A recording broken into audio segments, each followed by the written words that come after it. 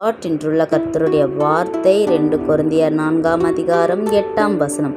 நாங்கள் எப்பக்கத்திலும் நெருக்கப்பட்டு ஒடுங்கி போகிறதில்லை, கலக்கமடைந்து மனம் முறிவடைகிறதும் இல்லை. பிரியமான தேவ பிள்ளைகளே, எந்த பக்கத்தில் நீங்கள் நெருக்கப்பட்டாலும் ஒடுங்கி போகிறதில்லை என்று வேதம் சொல்லுகிறது. ஏனென்றால் பலனாகிய கர்த்தர் நம்மோடு கூட இருக்கிறார். பாருங்க, அப்போஸ்தலனாகிய பவுல் சொல்கிறார், எப்படி நாங்கள் எங்களை நெருக்கினாலும் நாங்கள் ஒடுங்கி போகிறதில்லை, கலக்கம் அடைகிறதில்லை, மனம் முறிந்து கூட போகிறதில்லை என்று அப்போஸ்தலனாகிய பவுல் சொல்லுகிறார்.